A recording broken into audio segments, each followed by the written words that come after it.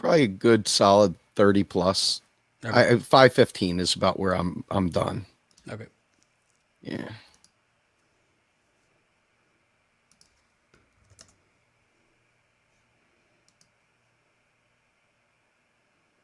That's if the weather lets us go. But if it's okay, I mean,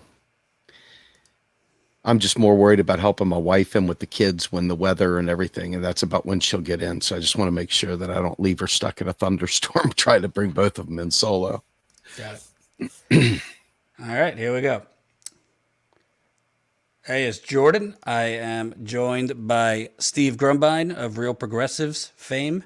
Let me put him in the description. Colin, if you could put his name in the description. Co-founder of the Real Progressives. We're going to have a lightning round, possibly literally, because where Steve lives and where I live, thunderstorms, lightning are coming. So hopefully the internet, sticks with us. But I wanted to have Steve on. Obviously, Steve knows MMT, but what Real Progressives is doing, as well as some of the other stuff they're working on, is also kind of touching on corruption and the media's role in all this. And I don't know if all of you viewers out there are privileged enough to read the New York Times. I don't know if it's such a privilege, but there was a piece this weekend, Steve. I mean, I've seen a lot Maureen. of manufacturing nonsense, which is my spin-off, Manufacturing Consent. But this was really something, and it got me thinking. I think the media's sudden love affair with Bernie Sanders, who they, once believed was radical, sexist, racist, angry, threat to the union. Now, I mean, every other week you're seeing Bernie the power broker. You're seeing, Biden's ear articles, or in the New York Times this weekend, which we're going to get to, the ascension of Bernie Sanders, the ascension of Bernie Sanders. And having covered 2016 and 2020, it really is like the Twilight Zone, seeing this complete evolution from, basically trying to sabotage Bernie Sanders' campaign and the progressive movement, to now kind of creating this portrait of a very influential progressive in the White House. So I wanted to get into that story. There's also another story if we have enough time. If you don't know, folks, not only did a whole lot of people, potentially millions that were eligible for unemployment, not get unemployment, but now people that did get unemployment are being asked for the money back. Isn't that rich? That's So we're gonna insane. get to that too. Oh, we got a super chat already. Hot Mike, Kami John, appreciate it. We didn't say anything too bad, I think. So smash that like button. We got 100 people watching. Let's get it up as much as we can. 100 people, 50 likes. Share this live stream. More people that share it, the more people that will see it. And let's get going. So, Steve, I'm not reading this whole article, but I want to show you just some of it. I don't know if you're on an empty stomach, full stomach. Um, it's titled "The Ascension of Bernie Sanders," and it's written by Maureen Dowd, who is infamous for the New York Times for writing fluff bullshit. So, the ascension of Bernie, and the picture showing Bernie, with a real action shot there. So you already kind of know what you're getting. And obviously, when they're doing things like the ascension of Bernie, let's remember that Biden has basically backtracked on every single policy that, if Bernie was so ascendant, some of it might be getting through by now. So I'll read you a little bit of it.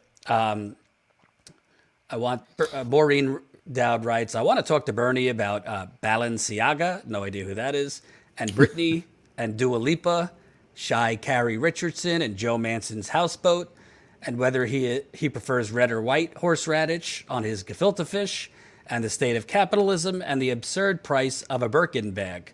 So right out of the gate, a lot of nonsense. But we settle into a retro yellow booth at Henry's Diner, and I will put out a thick sheaf of questions. Eyeing it suspiciously, he asks with that booming Brooklyn accent, "You giving a speech?" So far it's not so objectionable, but we're getting to it. At 79, Bernie Sanders is a man on a mission, laser focused on a list that represents trillions of dollars in government spending that he deems essential.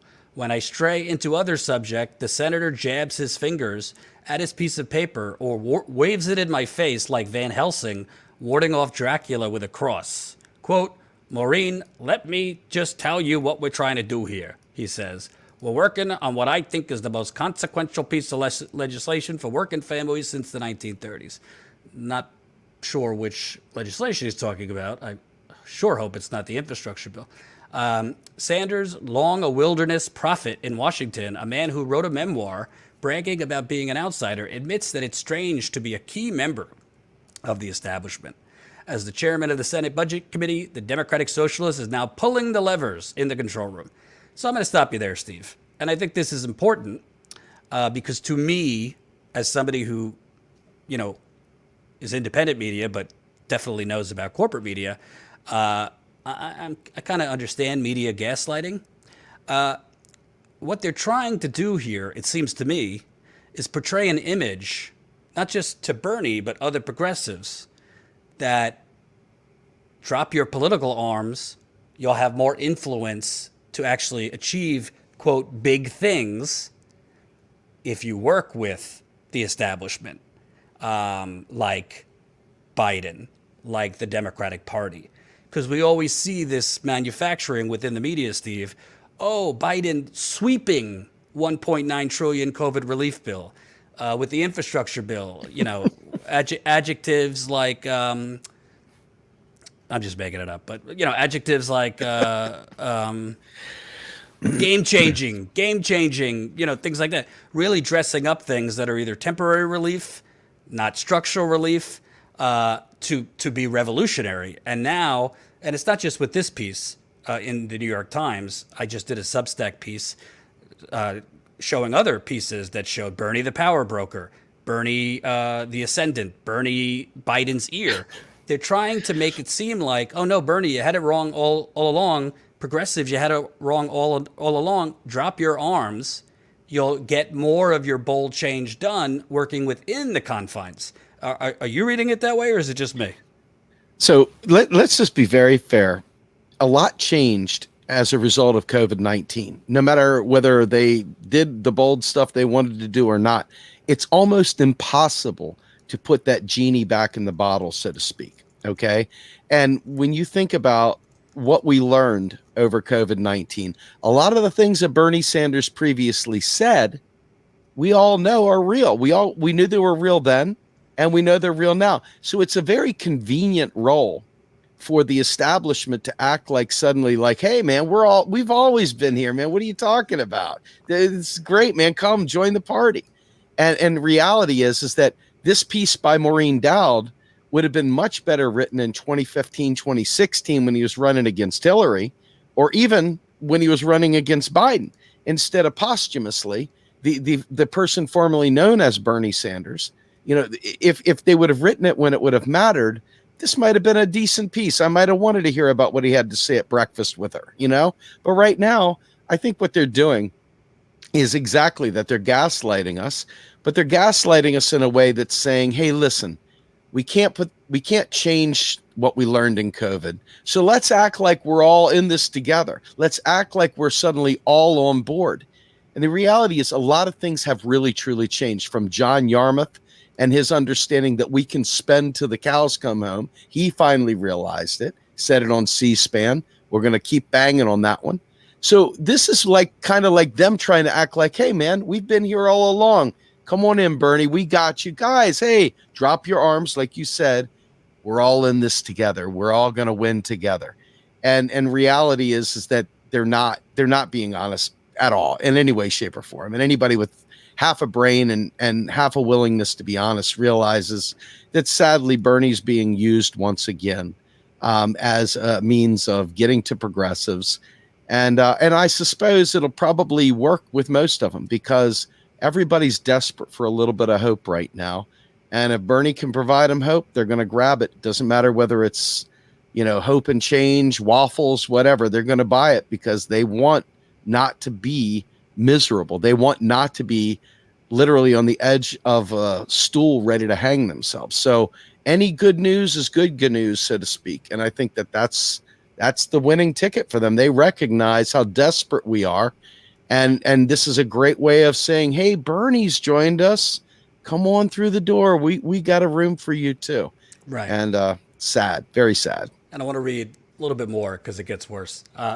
Sanders is, Colin, if you could bring this up. Sanders is a purist who doesn't like to acknowledge how intertwined the personal and political can be. Yet he and Biden have a bond that could have a profound effect on the lives of Americans. While the two men disagree on a lot of things, the former Senate colleagues and 2020 rivals share a mutual respect. Sanders has easy access to the White House. It is a big difference from the way he was treated in 2016 by Clinton. Not only did Hillary's henchmen run a nasty campaign and try to rig the primaries, Hillary herself would later say about him in 2020 documentary, nobody likes him, nobody wants to work with him. Sanders says he gives the president a lot of credit for looking at the budget not just as numbers on a spreadsheet, but as a chance to reshape American identity. So, first of all, this kind of reminds me, and folks, smash the like button, 200 people watching, let's get it to more people. This kind of reminds me, in sixth grade, you didn't have to raise your hand anymore for the bathroom pass. They just said, if you have to go, go. Just don't disturb or whatever like that. But you were still kind of stuck in class learning, what they wanted you to learn, which is, the American education system, which basically doesn't actually teach you anything about America. That was actually social studies from what I remember. So essentially, they're trying to spin Bernie's influence or power in essentially having a free pass to the White House and being, that's a big win for progressives, even though that pass comes with really nothing behind it. I mean, it's not all on Bernie, but the reality is, if Bernie was so ascendant, if he was so influential, you would probably think in that COVID relief bill, you would have had a very big fight led by Biden to get that $15 minimum wage included.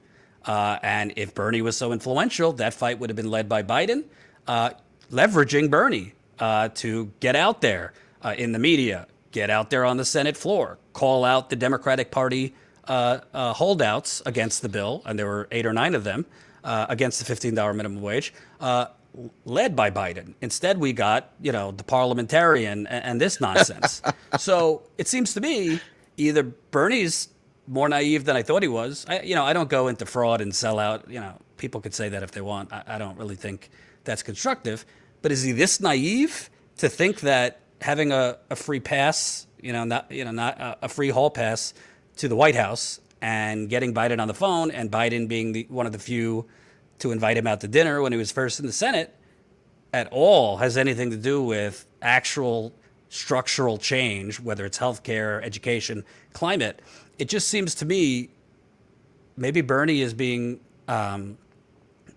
seduced in a way by finally being looked at as a power broker, and as a result, maybe more willing to take the incremental change that he always railed against.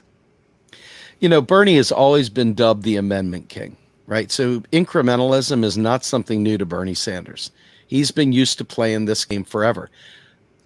I'm torn between two worlds, right? Because obviously I have no trust in the Democratic Party, period. I mean, but dealing with things as they are and looking at them as they are.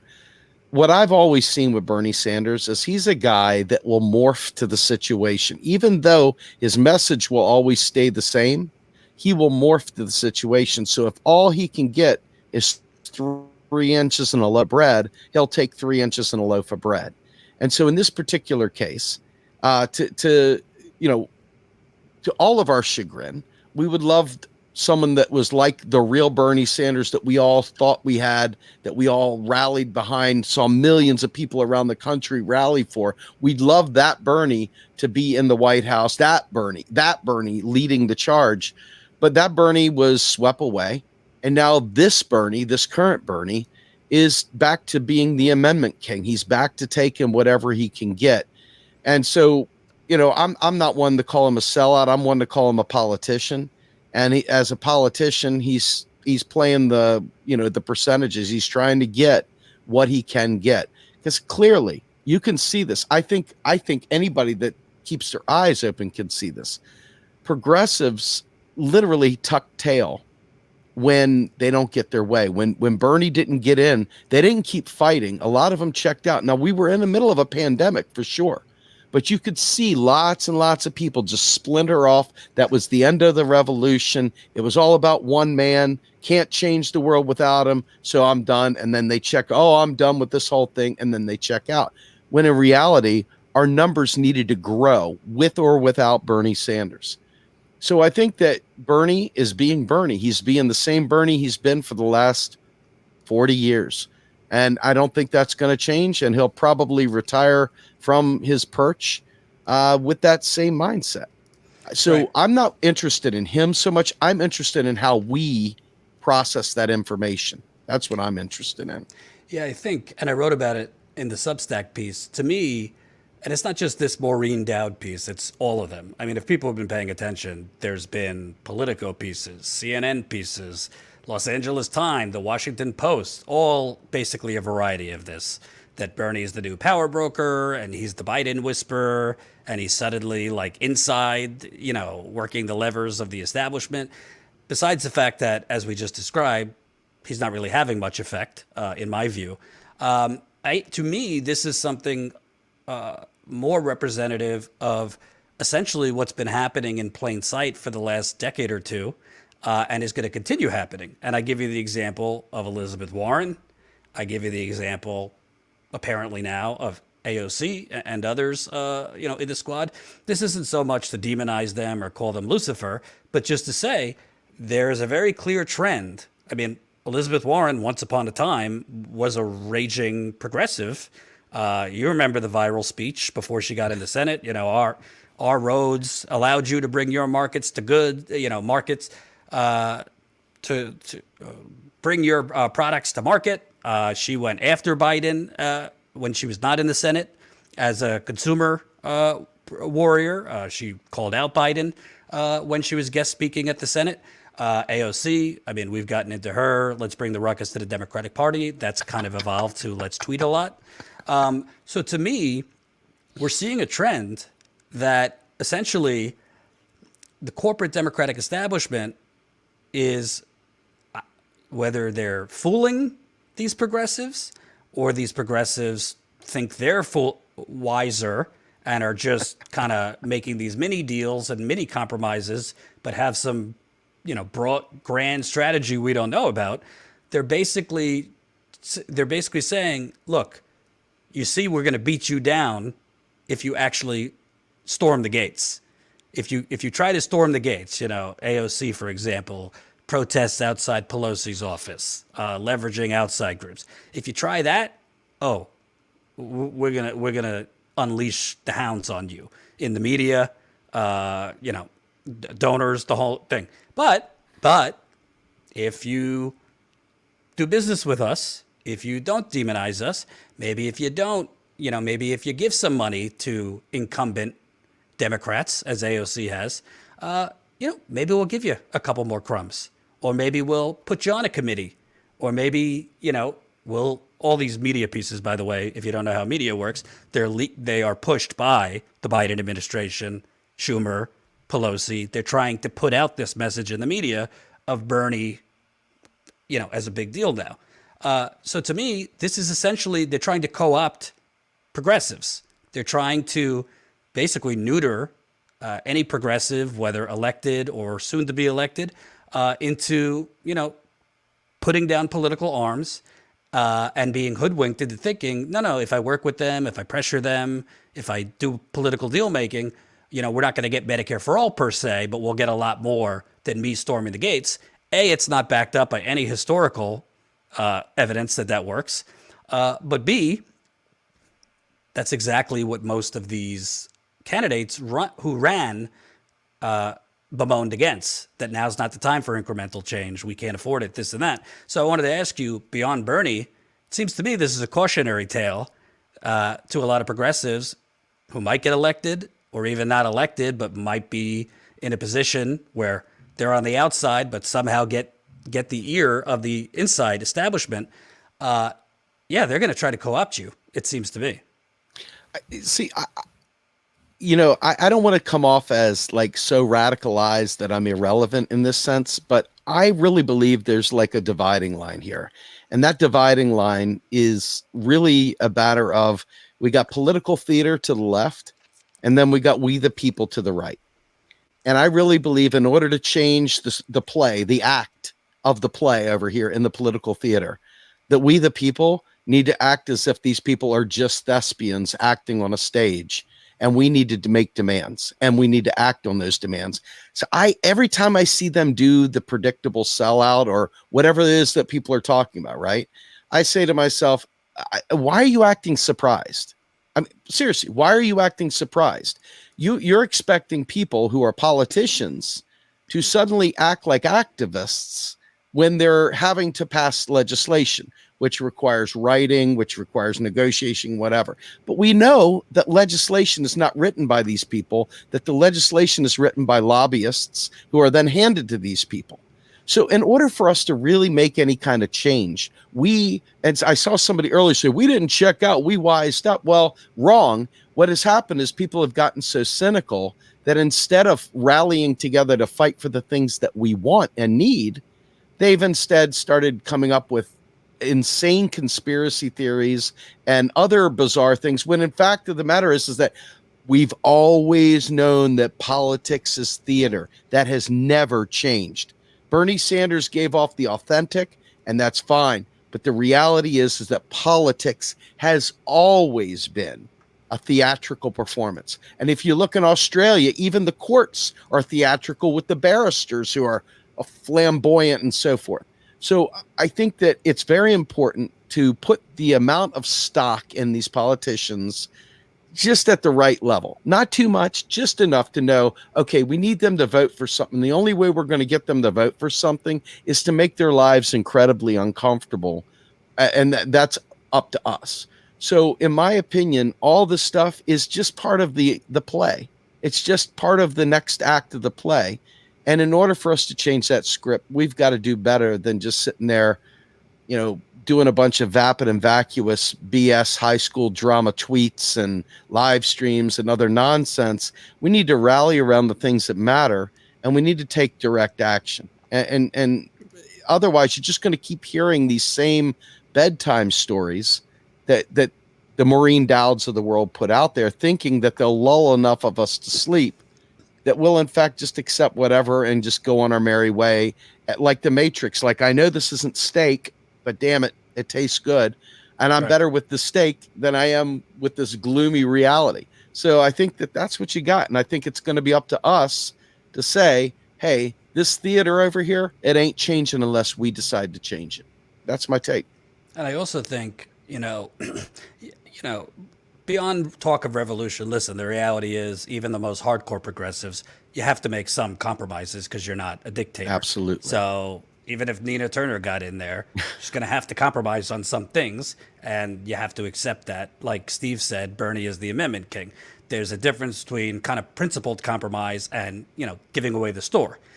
With that said, I also think part of the problem here is people like Bernie, AOC, this and that, they're not realizing that this is the less effective strategy to actually getting bold change. So you're not actually working with Biden and these people because Biden, Pelosi, Schumer aren't actually the ones making the decisions.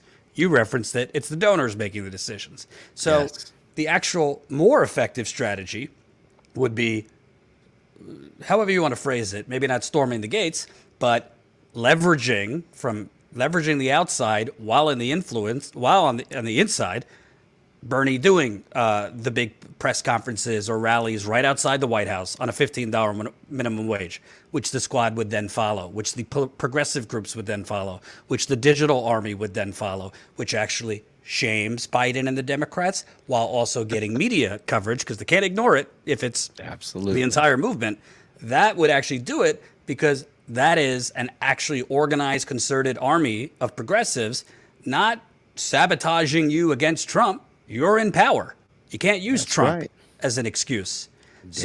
I think they, whatever motivations you want to ascribe, they're losing the plot. That yeah, Exactly. if you have a unlimited invite to the Oval Office, that's great, but you're no threat at that point.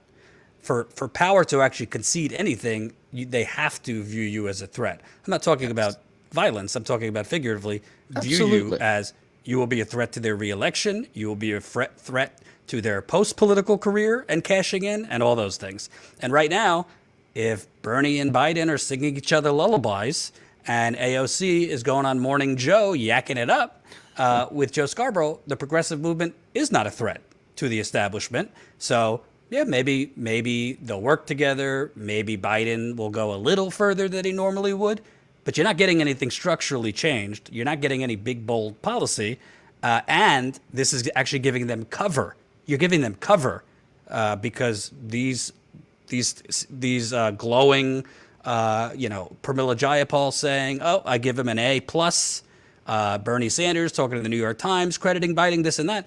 You're giving the Democrats and Biden the progressive cover to making the non-political diehards think, oh no, they're really fighting for us.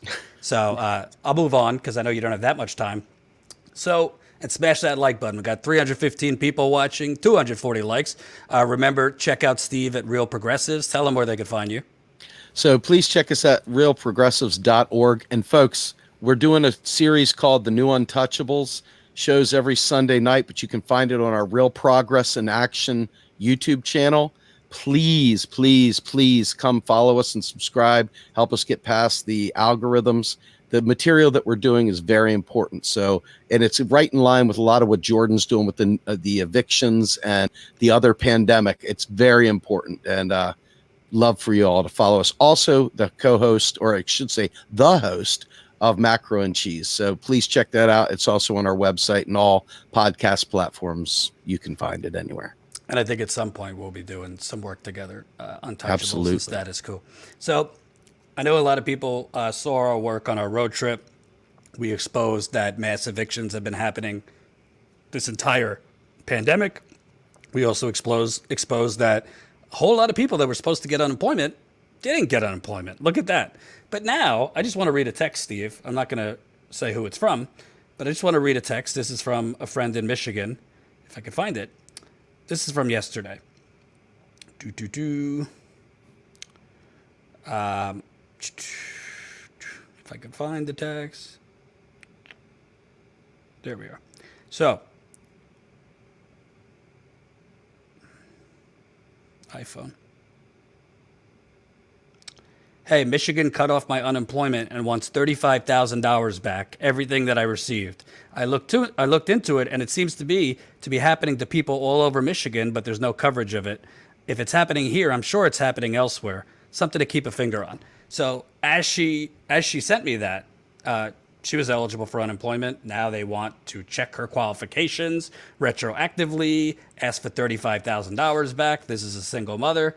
Then I find this article, if you could bring it up, Colin, 684,000 COVID jobless aid recipients in Michigan asked to clarify qualifications. Isn't that interesting? So more than 648,000 Michigan unemployment recipients have to file additional paperwork and may have to repay benefits because of unapproved qualification criteria developed by a state agency. The Michigan Unemployment Insurance Agency mailed letters in late June to claimants who had marked one of four reasons provided by the state to indicate they were eligible for federal pandemic unemployment assistance, a form of jobless aid made available to part-time, self-employed, or gig workers who wouldn't normally qualify for benefits. So, first of all, this is why I say the unemployment system is not what we want. We don't want to put people on unemployment, either intentionally or unintentionally. It's a bureaucratic fucking nightmare. But putting that aside, you know who wasn't asked to clarify their qualifications, Steve? Anyone that received the care, any of those corporations, any of the banks, none of them. Right.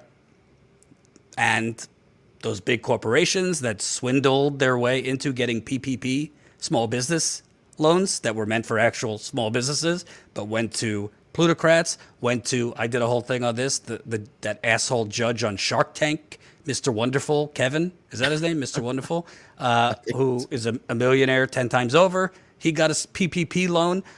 They weren't asked to clarify their qualifications. Probably some of the smaller banks that got money in 2008, 2009, no clarification needed. A lot of the donors that get subsidies and tax cuts for no reason, no clarifications needed. But working poor students are now being asked essentially to return money that was spent as soon as they got it. Your thoughts? To me, this is a swindle that state governments are broke, so they're looking for any way to make money. They certainly can't ask their donors for the money because the money they're getting from the donors is for their campaign, not for the betterment of the cities and states. So they're trying to get their money from poor people that were eligible for unemployment. Now, you got class war going on, period, right here. This is absolutely class war.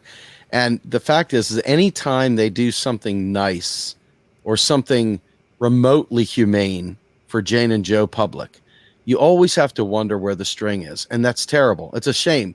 We should be able to trust that the public purpose is being met by our public servants, not our public rulers, our public servants. And unfortunately, you can't trust just about anything that they say. Part of that is a direct result of money in politics. Part of that is a direct result of, the lack of spending at the federal level and the way that they distribute that money. But a lot of it is straight up understanding that when people have money, they make different choices. And right now they're having trouble filling shit jobs around the country. And so they're trying to find any way to make life a little bit more precarious for Jane and Joe Public to get their asses back to these low-level jobs that are paying crap wages and have no benefits. And the only way they can do that is to make you so freaking desperate that you'll do anything. And that's exactly what they're doing. Because there's no way in hell. Everybody that's poor, these folks that get this money, that money is like a pass through. They're immediately spending that money. They're not stockpiling it under the bed. There's no way, because they are literally trying to survive. So they know goddamn well that those people cannot pay that money back. They know it immediately.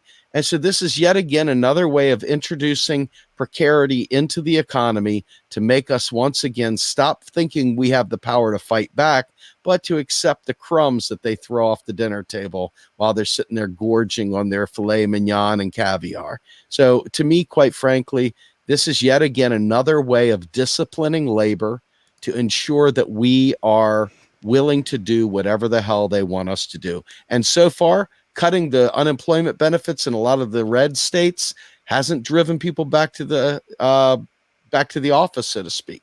So the only thing that they have left is to literally put you in debt to the state by clawing that money back. And now you're bloody well sure going to go take whatever shit job they throw at you. Guaranteed. Well, also from a modern monetary perspective, as is your expertise, none of this had to happen because there was plenty of money to just give to the states during COVID. Pelosi, the Democrats did the HEROES Act, which would have earmarked, $1 trillion or so to states, cities, and municipalities. As we talked about at the time, follow the money, because a lot of that money probably would have been diverted to donors, real estate developers, nonprofits, and all that.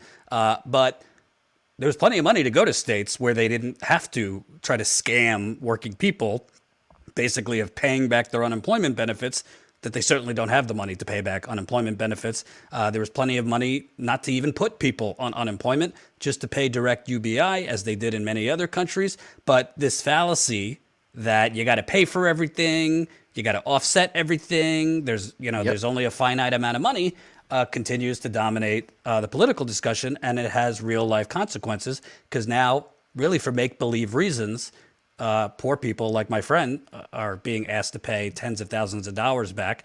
And if they can't pay it, what happens? There goes their credit, there goes their future. Yeah. Jordan, first of all, I want to say something. Folks, Jordan Sheraton, years ago, I tried to introduce MMT to him, and he thought it was just deficit spending. And as he learned, he has stayed true to the course. He is one of the very few alt media people that doesn't quickly revert to form after he's talked to me. He has embraced this and he keeps putting it out there. I want you to know that makes you a man of integrity, Jordan, period. Why, thank you. This is the most important thing that our movement can ever know. And sadly, our Twitter sphere, as you've seen, is hell-bent on making sure that people stay stuck in bumper sticker tweets, idiotic tweets. I mean, folks, if I sat there and showed you the moronic tweets that get 2,300 likes, 1 million retweets, just flooding, stealing the oxygen from these important topics. If you knew how much garbage gets passed through, and these people, man, they are gods. They're Twitter gods, for God's sake. And they're just saying crap and garbage.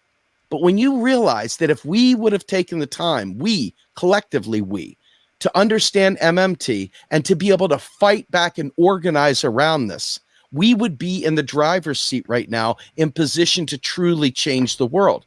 But unfortunately, these air suckers out there in all these different formats have literally taken folks and distracted them to the point of uselessness.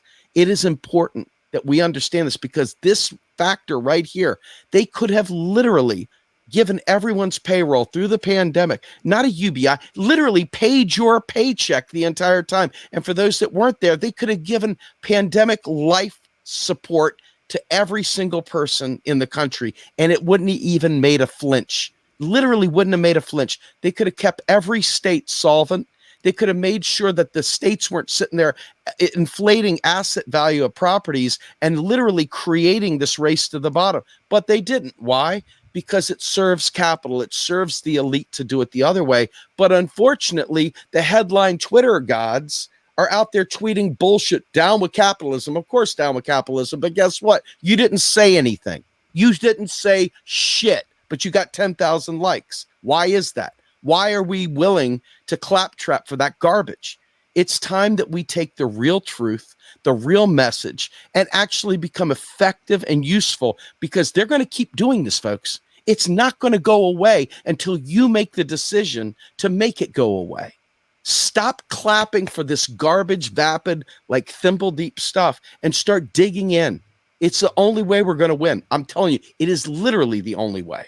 The only way. By the way, as they're asking people to pay back, tens of thousands of dollars in unemployment, as they're allowing people to get evicted throughout the pandemic, Blackstone is buying up the country. The remaining Koch brother is buying up the country.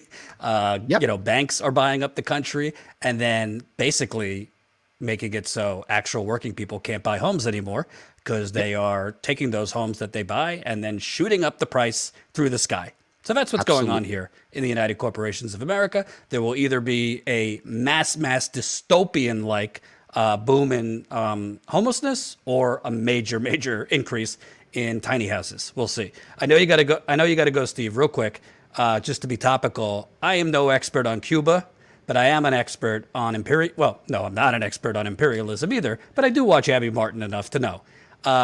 When you see protests in places like Cuba, Venezuela, I'm not Cuban. I do know that there are problems with, the Castro regime, the Cuban government, that have nothing to do with the United States. But I also know there's been a 60-year embargo that has strangled Cuba. There has been embargoes on Venezuela.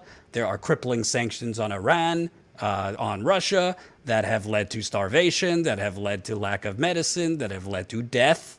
So, I'm not going to try to caricature if these protests in Cuba right now are valid or not. But what I do know is a lot of the economic problems in Cuba have been caused by the United Corporations of America. Slight credit. I don't do it often.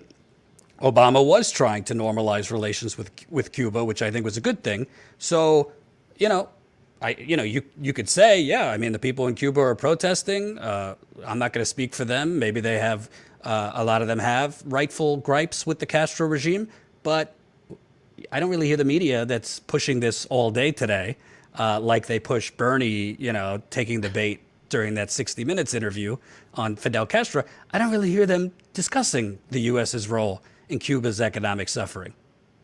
Now, the history is told by the victors, and we live in a propagandized world with propaganda for media. We are literally fed this stuff constantly. I mean, look, all around the world from forever, wherever there's been revolutionaries, wherever there's been socialism, wherever has been any kind of collectivism, there has always been a counter revolutionary force that tries to counter that action. And it's no different in Cuba, and it's no different than it was in Russia, and it's no different than it was in France or Haiti, etc. It's always a counter-revolutionary force waiting at play. That's not to say that Castro is moonwalking on water. That's not to say that Stalin moonwalked on water or Lenin moonwalked on water. They all were human beings, but all of them were faced with counter-revolutionary forces that were trying to destabilize them. And in the case, we had foreign actors in Cuba, with the United States literally poisoning the well, an embargo that has really caused a lot of incredible damage to the regular people of Cuba. But you notice that Cuba has no problem exporting doctors because they are literally doing great work there too. So, I'm not going to speak for those protesters, but I will say that whenever I see propaganda about a place that is a socialist country, I already know that capital's got its hand in the narrative. And I'm willing to say, you know what, I'll bet you this is not the full story. So that's probably the best I can give you on this one. Yep. Thanks, Steve. Tell people again where they could find real progressives as well as the new Untouchables. Yeah, so follow me on Twitter at SD Grumbine. You find my tag name as Austerity is Murder. You find us at realprogressives.org. And if you go under media, you'll find the new Untouchables, you'll find Macro and Cheese, you'll find the Up and Up, you'll find the MMT Mondays, and a bunch of other things. It's a great website. Please check out our YouTube channel. It has grown hugely over the last couple weeks since the new Untouchables has really taken off. Please find us at Real Progress in Action. That's where most of our good video content is going these days, because we have to split it because of C3 and C4.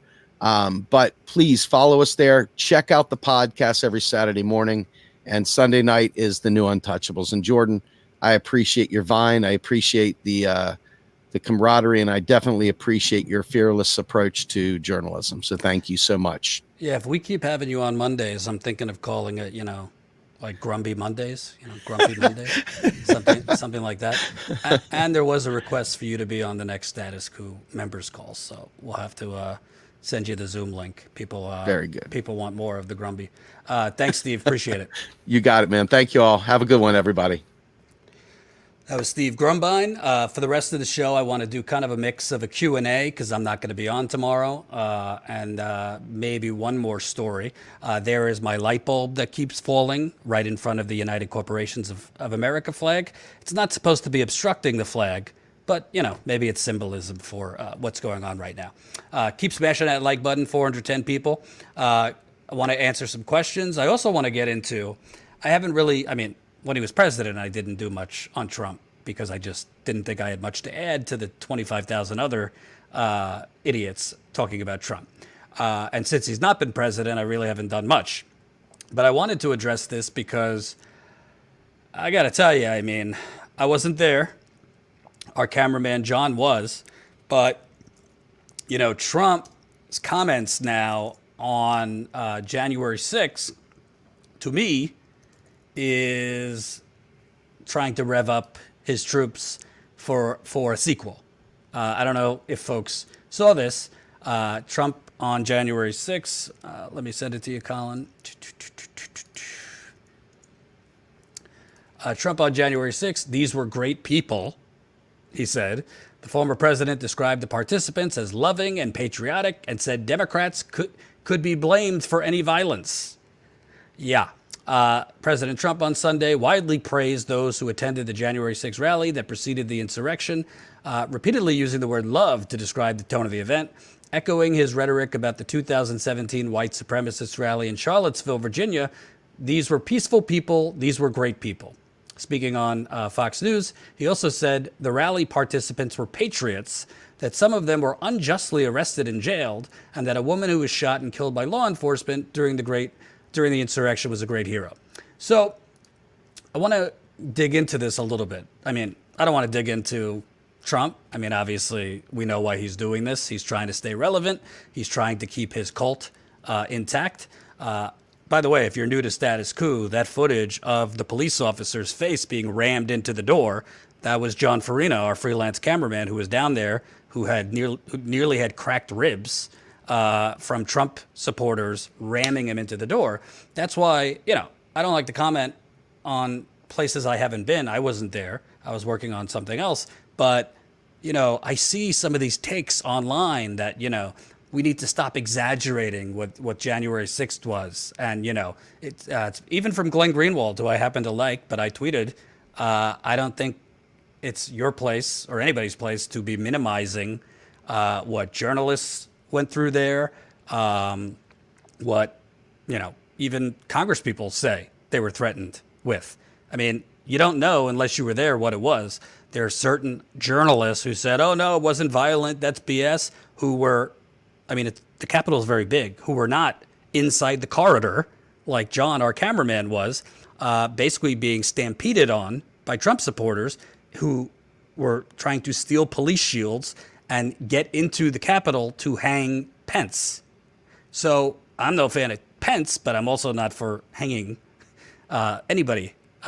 So to me, I think what Trump's trying to do, and I don't really care what his motivation's for. I think it's just to stay relevant, is twofold. Number one, I think he wants to, the only way that he thinks he's going to stay relevant, that he thinks if he decides to, run again, is basically how he won in 2016, stoking the culture wars, stoking racism and division, and basically finding another, pointing to the other. That's what he's trying to do. I think he's also trying to create, maybe not in the same way, but, trying to create a spinoff. Jordan is talking about a very, very small portion of people who made it in there. Honestly, it was a disgrace and an apparent inside job. Let's be real. Honest question, James. Were you there? This is my problem with, respectfully, James, this is my problem with people who get caught up in a lot of like the Twitter talk about this event. Like, it wasn't a small group of people. You know how I know? Because we had John on the ground there.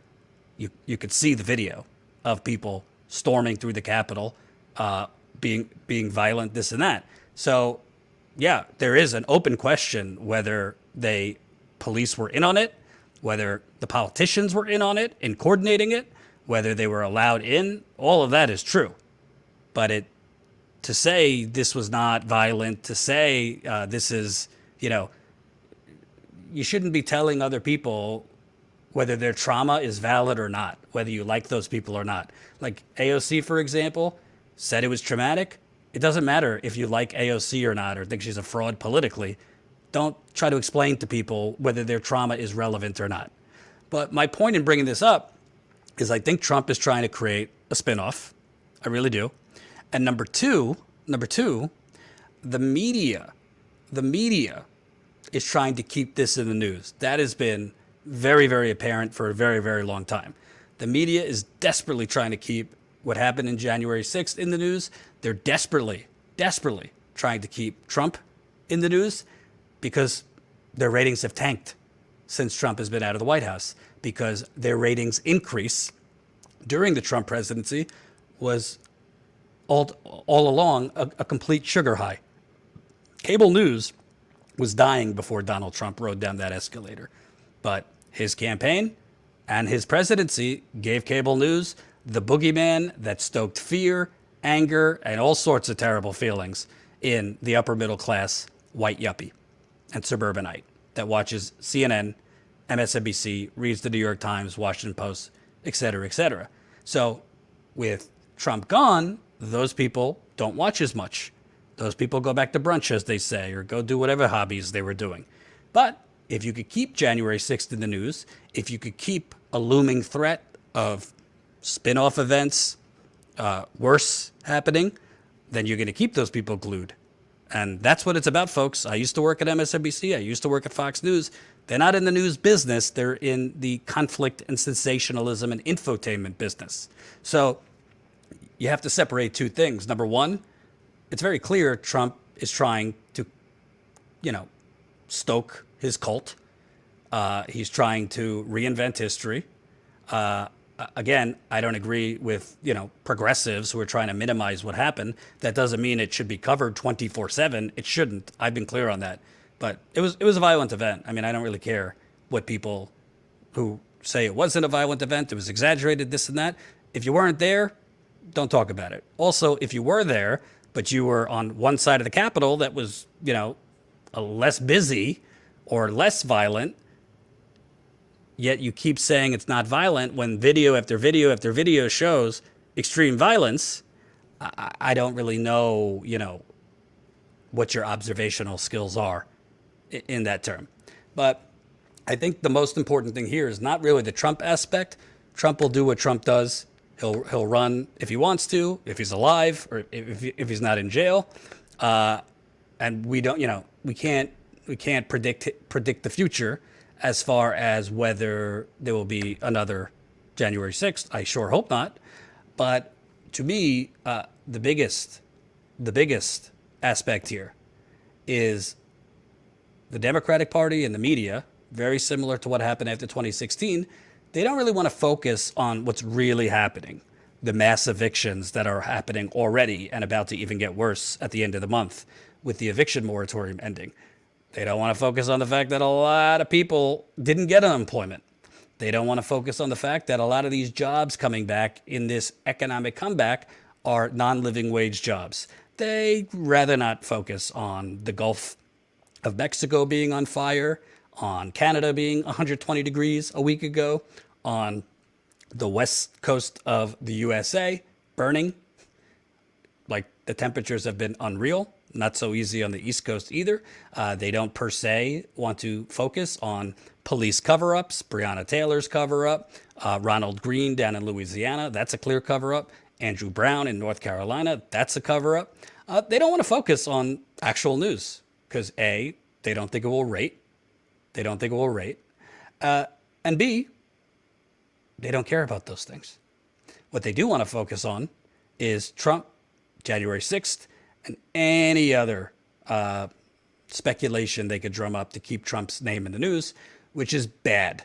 That is bad for the progressive movement in particular, because it will only fester and foster this ongoing false paradigm we're given. No, you got to keep the Democrats in. Got to vote for the Democrats. We can't afford another Trump. Can't afford to give the House back to the Republicans. Can't afford to give the House back to the Senate. Can't afford to give Republicans control for Trump to then swoop back in. You got to vote for this shit incrementalism. And I'm done. I'm done doing that. I voted for Biden. A lot of people didn't agree with it. I gave my reasons. I didn't tell you how to vote.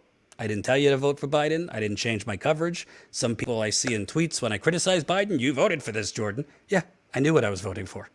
I knew, and I gave my reasons. It's always interesting to me that people who don't vote for Democrats cry, don't voter shame me, but then turn around and voter shame the people that do. It's just kind of a contradiction there.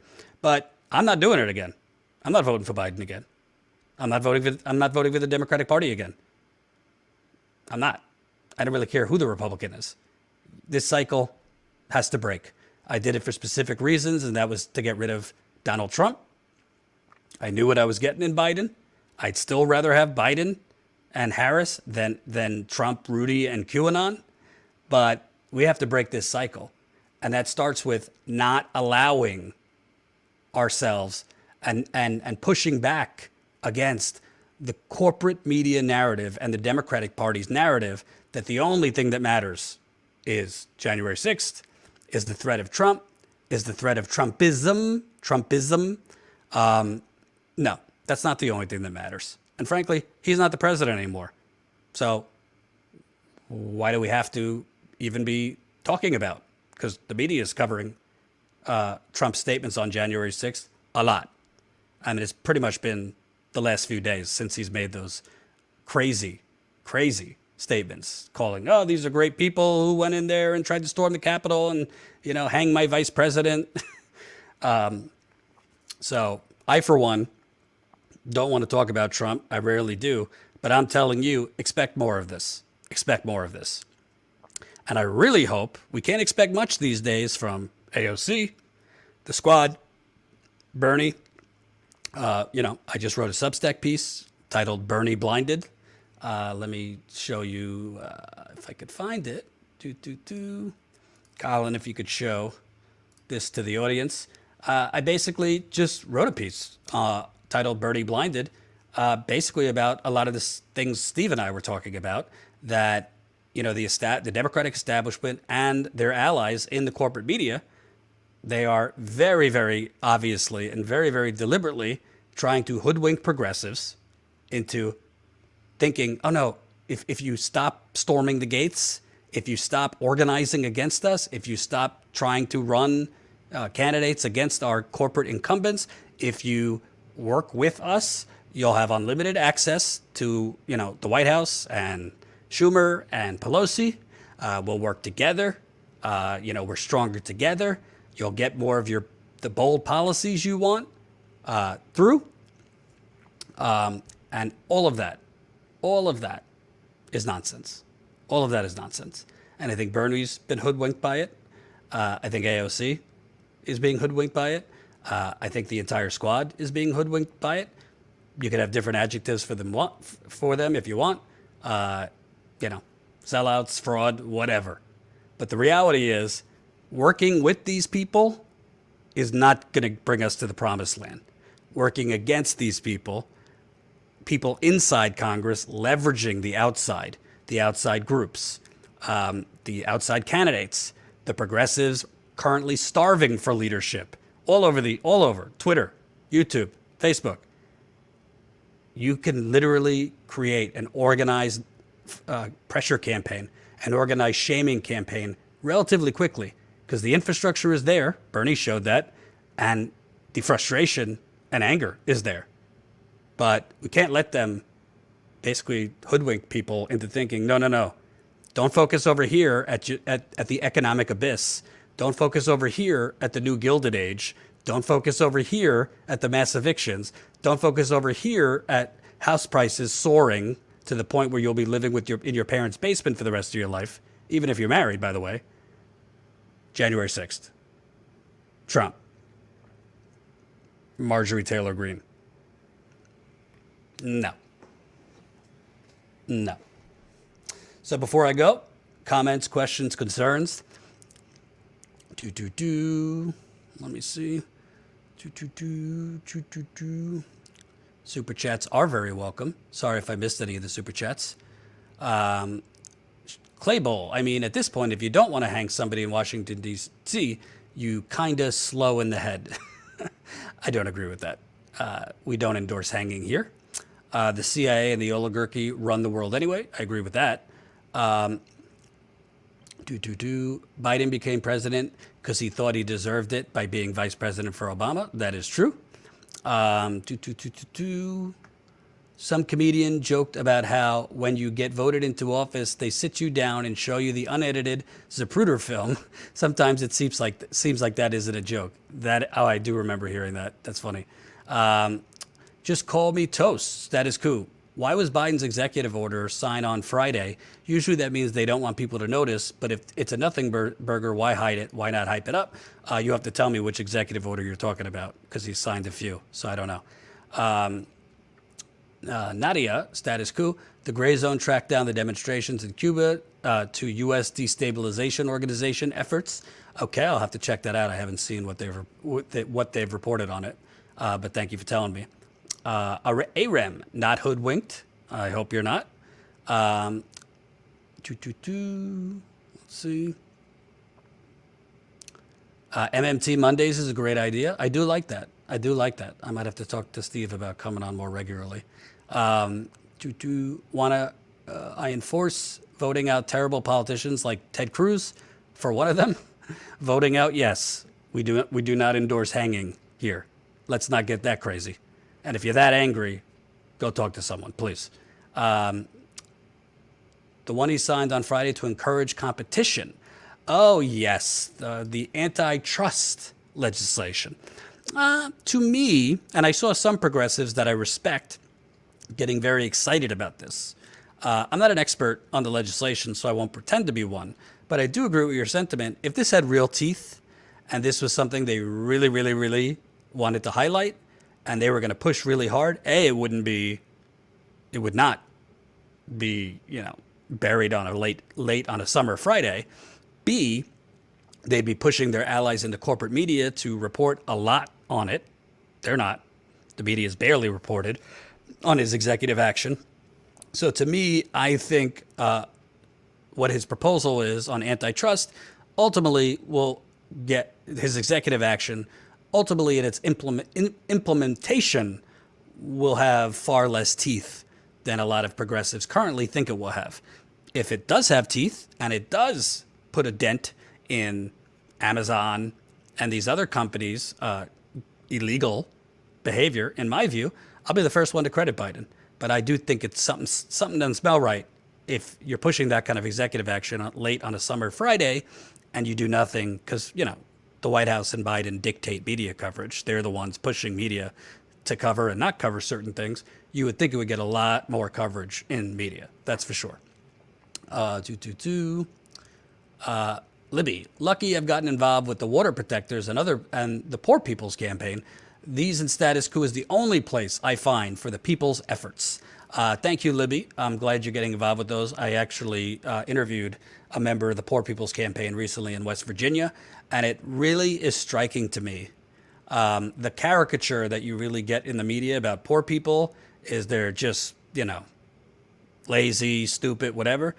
Every single poor person I've ever interviewed, whether it be with the Poor People's Campaign or anywhere else, is 10 times smarter than any asshole I've seen on CNN, is more well-spoken than any pundit I've ever seen, and actually knows what's going on far more than the pundits we all have to suffer through watching.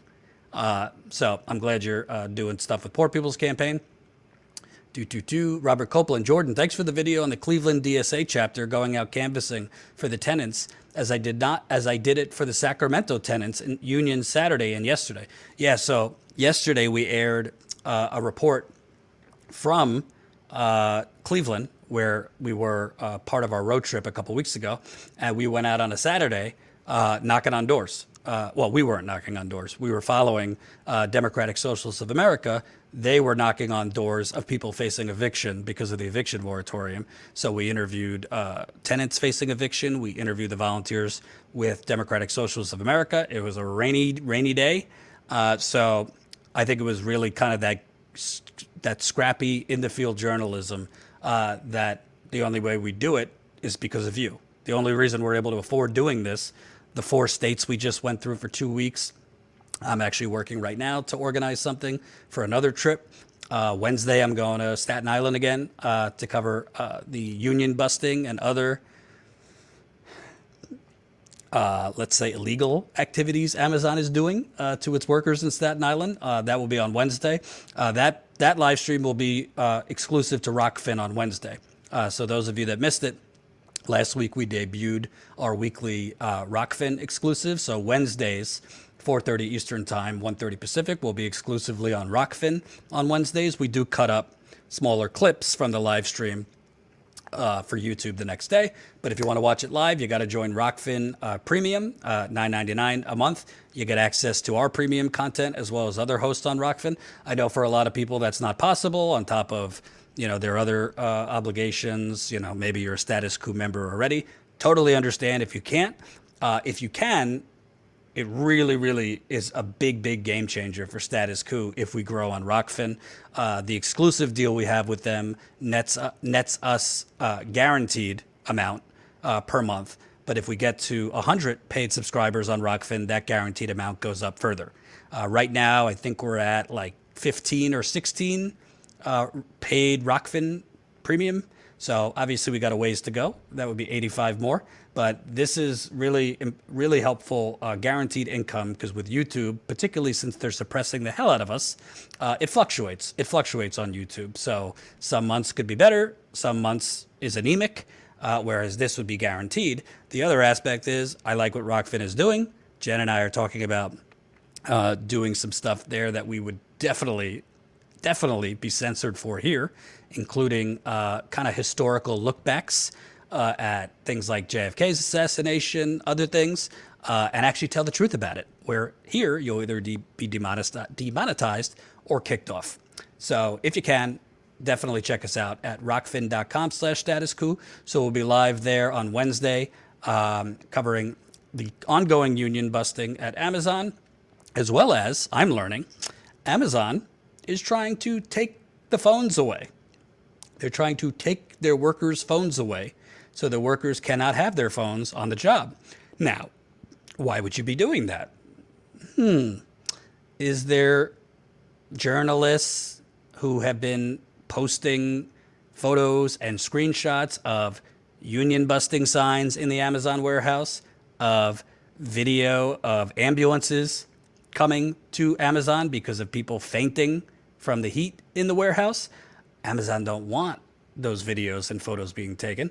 And guess who's taking them? The workers, who are then, rightly so, giving them to the very few media that will report on it, because most of the media doesn't give a damn. So they're trying to basically take the workers' phones away, which is another way to hide the illegal, inhumane things that they're doing.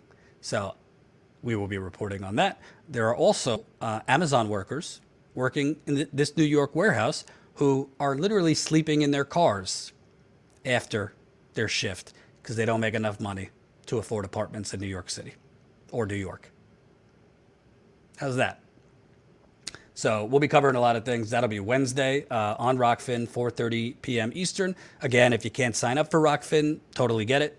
We'll have some shorter clips on YouTube the next day.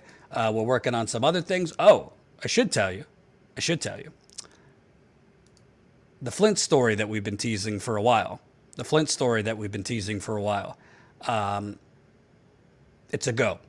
So I should know more about that in the next few days. But at the moment, I think it's going to be out within a week or two. And I think that story, I'm excited to tell. I'm excited once it's out to go through it. I think if you didn't already know that there's been a massive cover-up involving the Flint water crisis, if you didn't already know that the very people that caused it not only covered it up in real time, but then covered it up after the fact. If you didn't know that this, to me, is a cover-up on par with Watergate and things like that, I think it's worse than Watergate if you take out that one had the president. Well, I think after you read this, you're gonna know. And unfortunately, over the past year and a half, I would say, Jen and I have reported two real bombshell Flint stories. One of them we reported in April of 2020 for Vice, which just got buried because obviously that was the beginning of the pandemic. Really, everything was coronavirus at that point. And then the second one we did with The Intercept in January, it just happened to be published the same day Trump was impeached for the second time, which was, very shortly before Biden's inauguration. So that got drowned out also. So I'm hoping when this gets published, nobody will be impeached that day, that there won't be any massive changes with coronavirus, that there won't be any other, major distractions, so we could finally get attention on this cover-up. Because as I've always said about Flint, this is not just about Flint. It's not just about water. It's not just about, the controlled demolition of the working class, which in Flint led to this. This is about the entire country, the privatization schemes that are going on, which lead to things like Flint. Flint was a privatization scheme gone very, very wrong. This is about what kind of country do we live in? Do we live in a democracy, or do we live in, essentially $1 trillion corporate conglomerate? Do we live in a country that if the government intentionally or unintentionally makes you sick, poisons you, that they actually take care of it. There's accountability. They try to make you as whole as possible? Or do we live in a government where they do this and then leave you to die? So stay tuned for that. I know a lot of people have been, Jordan, stop teasing things if they're not going to come out tomorrow. Listen, hopefully this is going to change, but as of now, 3 years into status quo, we've had to rely on larger outlets for larger stories. And I've talked about that on our call with members. There's a reason why we've done it with Vice, why we've done it with The Intercept, both for eyeballs, but also, for legal resources. But hopefully, in the near future, we'll be able to do stuff more on our own, which we'll be able to get it out quicker.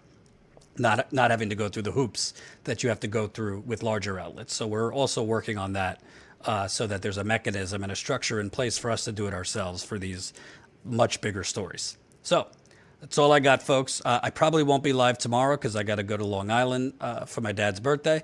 I will be live Wednesday on Rockfin from Staten Island from the Amazon warehouse at 4:30 Eastern. So I definitely hope you'll consider signing up as a Rockfin premium member. Also on Rockfin, probably not this Wednesday, but I'm going to have Graham Elwood on, who's been doing a lot on Rockfin for the past few months. So look forward to having him on maybe next week. So definitely support us however you can. If you can't do it at Rockfin, we appreciate. Right now we're at 1,900 status quo members. So that is our main business model, membership. So we're at 1,900. That's 100 away from 2,000. If it's within your means, this is how we actually build real independent media, not the independent media that, claims they're independent, but that takes, tens of millions of dollars from certain Democratic Party donors. No. How we build truly independent media that leaves their studio, goes out and covers things in the real world, goes out in the trenches, hands a microphone to people, gives them a voice that they don't have on CNN, MSNBC, the New York Times, Washington Post. How we actually expose the corruption in the trenches, in the flesh, how we expose injustice, how we hopefully change some of these things by waking more people up. I need you to fund it. The people need to fund it because I don't have a money tree in my backyard. I don't have a money tree in my backyard. And yes, is it possible to include a Rockfin link in addition to the YouTube links in your text messages? Yeah, we could do that.